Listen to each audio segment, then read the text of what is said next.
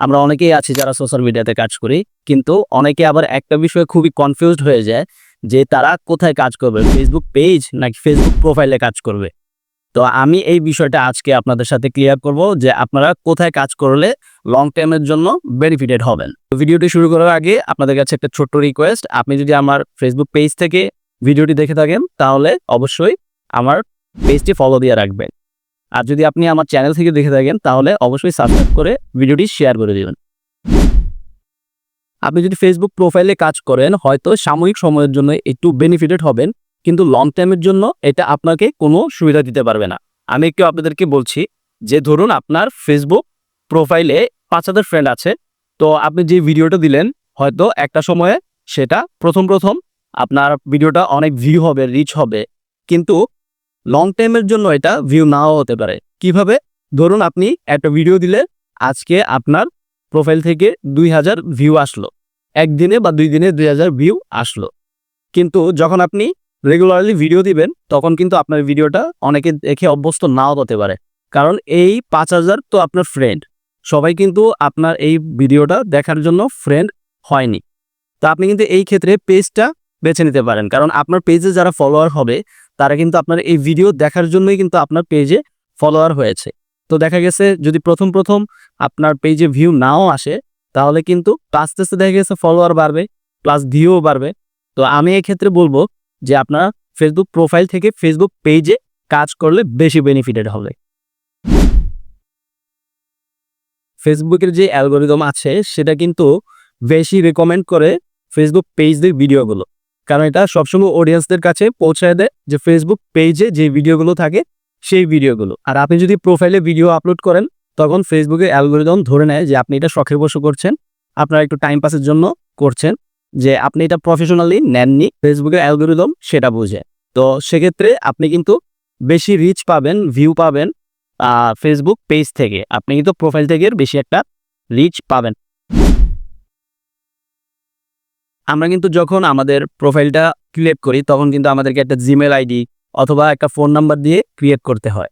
তো দেখা গেছে আমাদের প্রোফাইলের আন্ডারে যদি অনেকগুলো ফেসবুক পেজ থাকে তাহলে কিন্তু সেগুলো জিমেল আইডি বা ফোন নাম্বার দিয়ে ক্রিয়েট করতে হচ্ছে না। তো এর কারণে দেখা গেছে আমি যদি আমার প্রোফাইলে যদি আমি কন্টেন্ট আপলোড করি তখন কিন্তু যদি 1-2টা কপিরাইট স্ট্রাইক চলে আসে তখন কিন্তু ডে বাই ডে আমার প্রোফাইলটা ডাউন হয়ে যেতে পারে। আর যদি আমার পেজে কোনো কপিরাইট ক্লেম এসে থাকে তখন কিন্তু আমি সেটা বাদ দিয়ে আর একটা পেজ নিয়ে কাজ করার সুবিধা পাচ্ছি। তো সেই ক্ষেত্রে আমি বলবো আপনাদেরকে যে আপনারা প্রোফাইলটা বাদ দিয়ে পেজ নিয়ে কাজ করেন যদি আপনারা লং টাইম আর্নিংয়ের পরিকল্পনা থাকে। আপনার যখন পেজটা বড় হবে তখন কিন্তু আপনি অনেক ব্যস্ততার মধ্যে থাকতে পারেন, সেই ক্ষেত্রে কিন্তু আপনার যে কন্ট্রোলিংয়ের যে সুবিধাটা সেটা কিন্তু আপনি নিজে না করে অন্যদেরকে দিয়েও কিন্তু পরিচালিত করতে পারেন। যেমন আপনি মডারেটর রাখতে পারেন বা সেকেন্ড অ্যাডমিন রাখতে পারেন, আপনি কিন্তু চিফ অ্যাডমিন থেকেও কিন্তু আপনার পেজটাকে অন্যদের মাঝে দায়িত্ব দিয়ে সেইটা কিন্তু কন্ট্রোলিং করতে পারেন, সেটা কিন্তু আপনি আবার ফেসবুক প্রোফাইলে পারছেন না। সো এক্ষেত্রে আমি বলবো এটা হচ্ছে গ্রেট বেনিফিটস যে আপনি নিজে না থেকেও অন্যদেরকে দিয়েও কাজ করাতে পারছেন, সেটা কিন্তু আপনি শুধু একমাত্র ফেসবুক পেজেই সম্ভব, নট ইওর প্রোফাইল। আমরা হয়তো আরেকটা অ্যাপস দেখি যে মেটা বিজনেস সুইট। এই মেটা বিজনেস সুইটটা কিন্তু একমাত্র ক্রিয়েট করা হয়েছে ফেসবুক পেজের জন্য। আপনি যদি আর্নিংয়ের একটা পরিকল্পনা করে থাকেন তাহলে কিন্তু আপনাকে এই মেটা বিজনেস সুইটটা অনেক হেল্প করবে, কেননা এই মেটা বিজনেস সুইট থেকে আপনার অনেক স্ট্র্যাটেজি আপনি ফলো করতে পারবেন যেটা আপনার পেজের জন্য খুবই হেল্পফুল হবে। আর মেটা বিজনেস সুইট কিন্তু একমাত্র পেজের জন্যই ব্যবহার করা যায়, আপনি কিন্তু মেটা বিজনেস সুইটটা আপনার প্রোফাইলে ব্যবহার করতে পারবেন না। তো সেই ক্ষেত্রে কিন্তু আপনার ফেসবুক প্রোফাইল থেকে ফেসবুক পেজটাও কিন্তু এগিয়ে থাকলো। তা আমি আপনাদেরকে রিকমেন্ড করব আপনি পেজ নিয়েই কাজ করুন। সর্বশেষ আমরা যেটা বলতে চাই যে আমাদের এই সোশ্যাল মিডিয়াতে কাজ করার একটা মূল উদ্দেশ্যই থাকে যে আমরা আর্নিং করব। তো যেহেতু আপনি এতক্ষণ বুঝে গিয়েছেন যে ফেসবুক পেজে কাজ করলে বেশি ভালো, কারণ ফেসবুক পেজে রিচ বেশি হয়, ভিউ বেশি হয়, আর ডে বাই ডে আপনার ফলোয়ারও বৃদ্ধি পাবে।